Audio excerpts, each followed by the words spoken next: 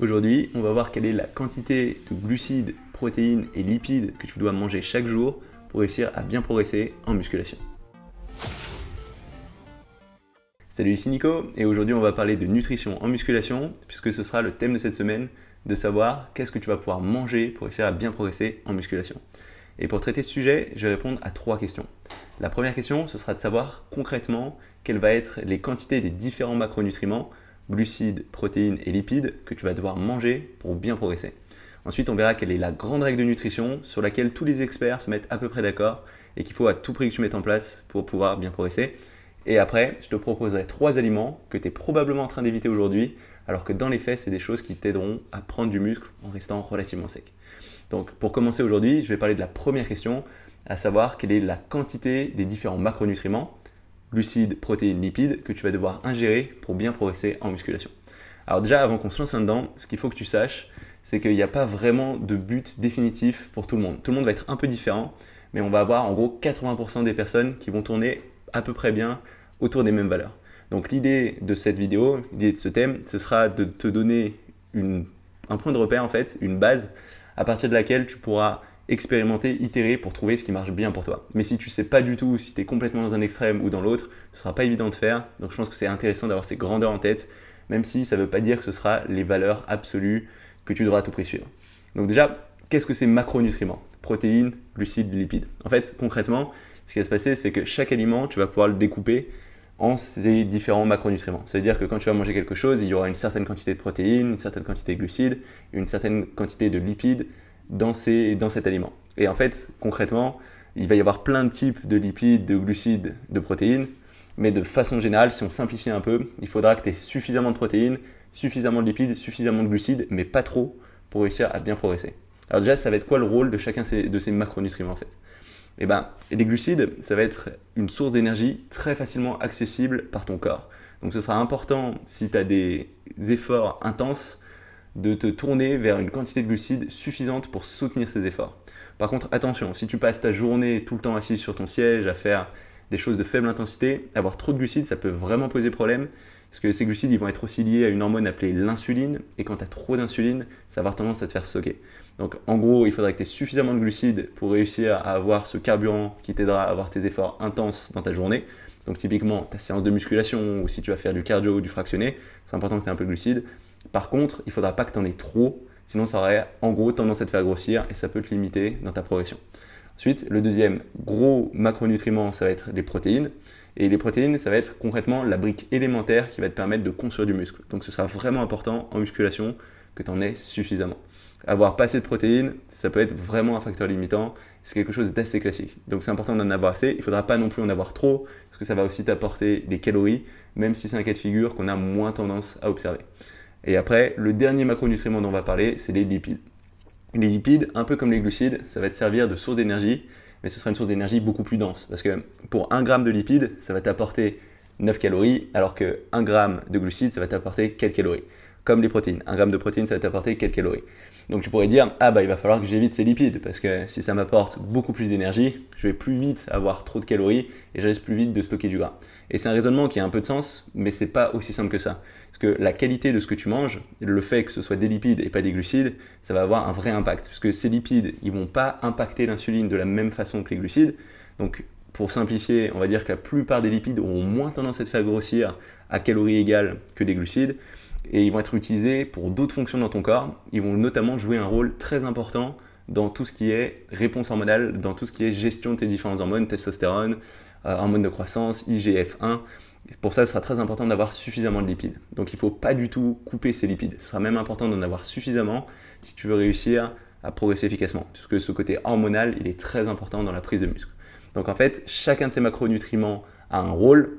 Ça veut dire que ce soit les protéines, les lipides ou les glucides, ce ne sera pas bon ou mauvais en soi, mais il faudra que tu t'en serves, que tu en aies dans les bonnes quantités pour réussir à bien progresser.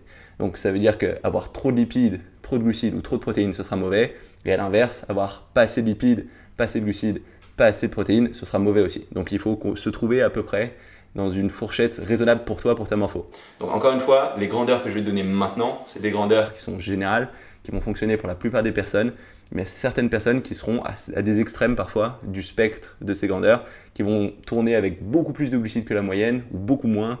Même chose pour les lipides, même chose pour les protéines. Donc c'est vraiment une base et après il faudra que toi tu ajustes petit à petit.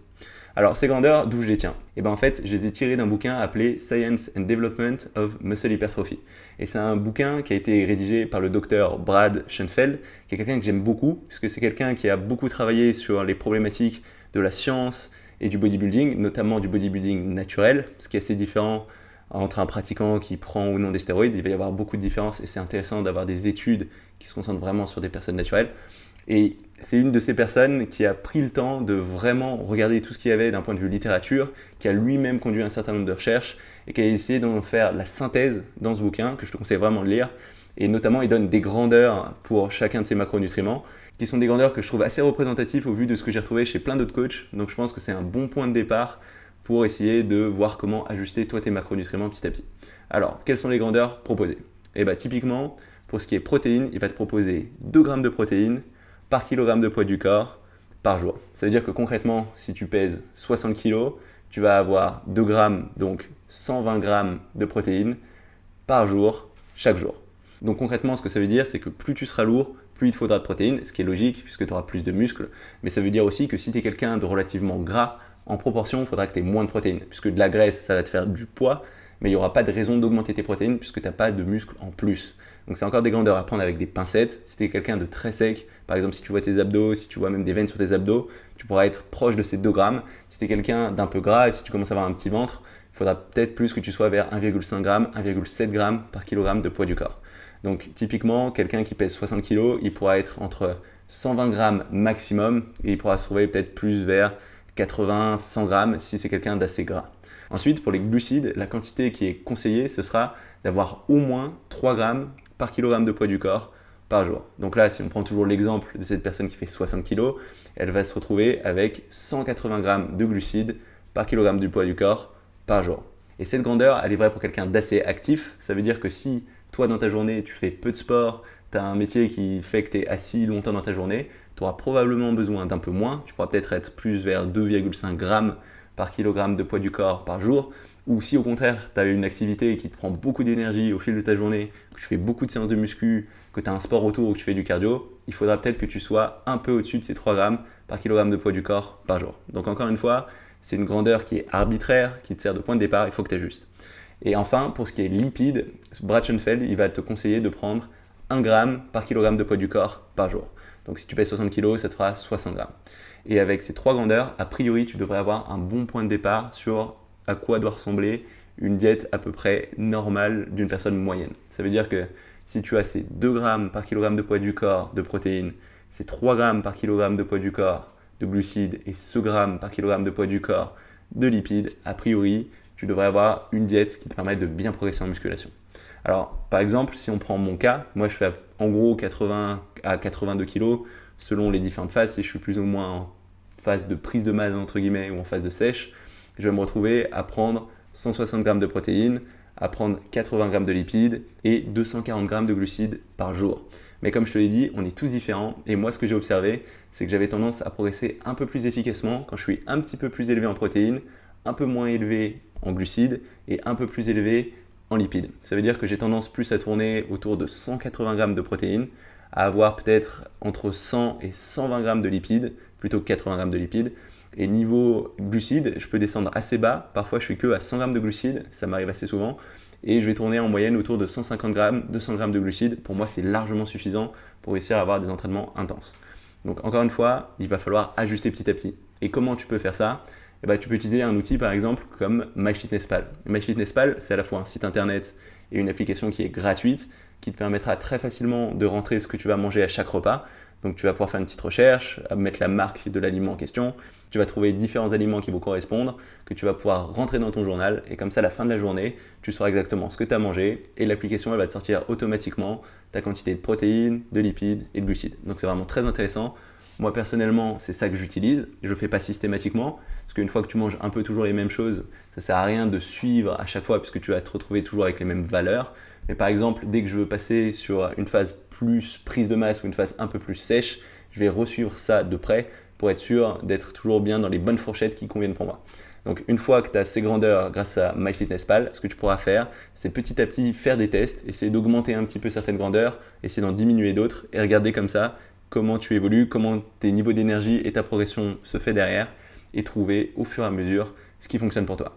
Après, ça c'est un process qui va prendre pas mal de temps, donc il faut être un petit peu patient. Ça se passera à l'échelle des mois, voire des années.